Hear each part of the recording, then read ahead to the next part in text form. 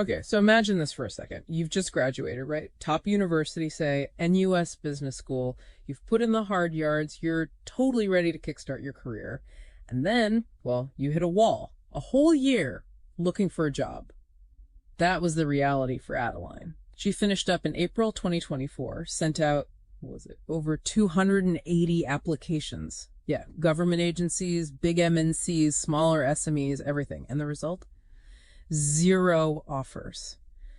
Took her until June 2025 to finally land something in a marketing agency. Just think about that. Wait, a full year. Wow. Yeah, that's the story. And it really hits home, doesn't it? It does. And Adeline's experience, unfortunately, it isn't just a one-off. It sort of shines a light on a bigger trend here in Singapore. The latest graduate employment surveys, they really paint a picture. For 2024, full-time jobs for uni grads slipped to 79.5%. Down from 84.1% the year before. Exactly. And for polytechnic grads, it fell even harder, down to 54.6% from roughly 60% in 2023. Those are significant drops, really show something shifting. Right. Okay, so let's dig into this. Adeline's story, these numbers. It makes you ask, why? Why is it so challenging right now?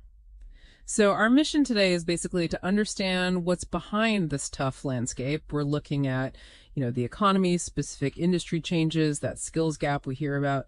And then the important part, what are the solutions being talked about? We've got input from Pal G, who's aiming for the presidency, plus a whole expert team's recommendations and what the government and schools are actually doing. Absolutely.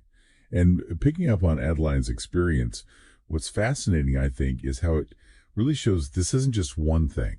It's systemic, a really multifaceted problem, and you need, everyone involved, a holistic approach.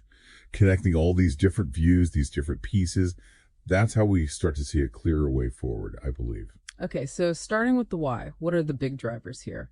Economic uncertainty seems like a big one. Businesses are maybe a bit cautious, preferring people with experience. That definitely plays a role. Caution leads to prioritizing experienced hires, yeah. And it feels like entry level itself is changing. It's almost like the bar has been raised, demanding skills fresh grads might not have had time to really hone in a practical setting yet. And then you've got specific industries, right? Like tech, seeing some jobs maybe move overseas, banking, maybe fewer traditional entry roles. That's right. Tech outsourcing is a factor and some shifts in finance too. Plus that skills mismatch is pretty significant. Yeah, tell me about that mismatch. Is it just AI stuff? Well, AI literacy and digital skills are part of it, sure.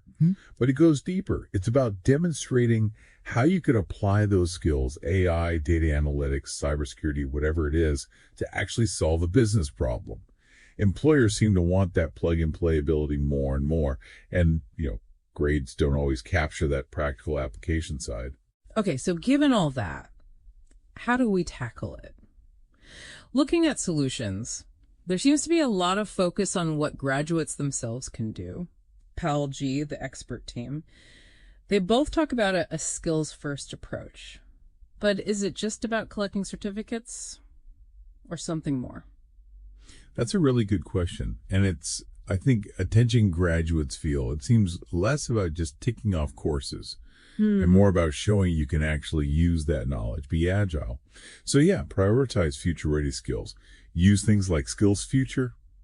Those grants and subsidies are there for continuous learning. Keep learning, basically. The Skills Future, right. And be strategic about the job hunt. Tailor those applications. Work on your online presence, network. And maybe look beyond the usual suspects, the green economy, the care economy. These are growing areas. Sustainability supporting the aging population. Makes sense. Definitely. And consistently. Soft skills, critical thinking, communication, resilience, they keep coming up as really important differentiators. But it's not all on the graduates, is it? What about the educational institutions, the IHLs? No, absolutely not. Big role for them, too. They're being pushed to update their courses, integrate those future skills, more hands-on project-based learning, and provide better career coaching. More personalized support. Strengthen those links with industry. Like SMU's co-curricular transcript, showing skills beyond just grades. Exactly. That's a great example. Employers increasingly want to see that broader skill set. Okay. And then there's the government and employers. What's the ask for them? Pretty comprehensive recommendations there, too. Things like expanding traineeships, internship programs, maybe incentives for hiring entry level, improving the whole skills future system further. But maybe the biggest shift needed, it's the employer mindset, moving genuinely towards skills-based hiring, rethinking entry level, and really investing in training and mentoring new grads, giving clear feedback. Right. So, okay. It's clear the job market is tough for fresh grads in Singapore now, no doubt about it. But it does sound like there are concrete strategies being developed and, importantly, collaborative efforts happening. Individuals, schools, employers. Yeah, if you connect it to the bigger picture, it just underscores how vital continuous learning and adaptability are now. You have to keep evolving. And there was actually a positive sign recently. Manpower Minister Tan See Leng mentioned a silver lining. No. The employment rate for the June 2025 university group just coming out was 51.9% in June. That's up 4 points from June 2024. Oh, okay. So a slight uptick. A slight uptick, yeah. It encourages grads maybe to stay open-minded, look at contract roles, maybe even overseas gigs for a bit, gain that practical experience. Interesting. So wrapping this up, what does all this mean for you listening right now? The world of work is changing so fast. Maybe the best way to future-proof your career isn't just grabbing the hottest skills, but really building that mindset of lifelong learning, being ready to adapt, to pivot. What might that look like for your own path? And how can you start embracing that kind of change proactively? Something to think about.